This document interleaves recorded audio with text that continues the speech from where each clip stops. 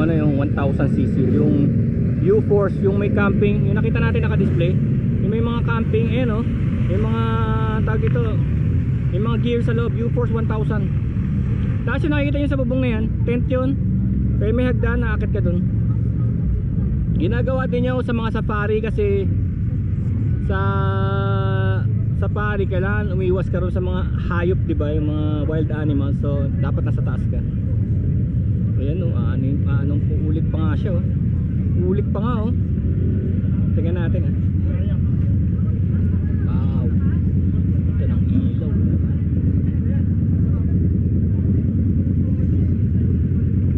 U-Force, yung tinesting natin kagabi, C-Force, yung C-Force 450. This is 1000.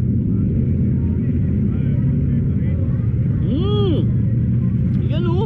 Woohoo! In the flesh. Oh, matras na. Nagpakap na sila.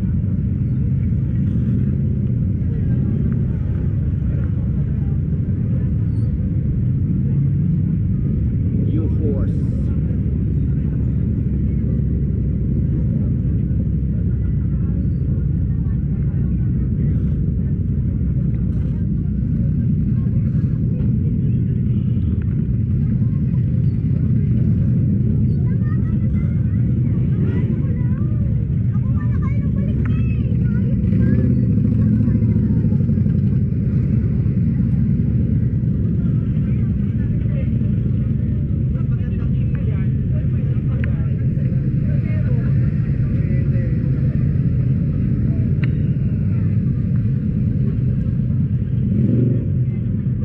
Iba talaga yung ano, yung may sarili kang motor tapos i-try mo sa labas.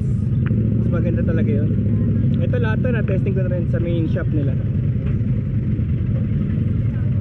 Iba pa rin yung experience na may motor ka tapos dadali mo sa labas.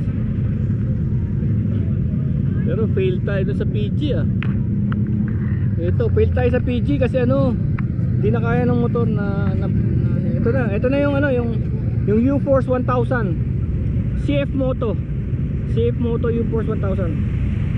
So as you can see kahit na umaandar ka, hindi ka mapuputikan no. Talagang nakaangat siya 4x4.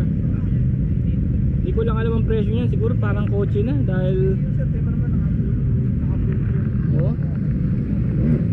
Tanong natin ako magkano kung interesado kayo. Ito kasi 390 to 390. This is the 450 C-Force. Gamit namin kagabi. Babae po.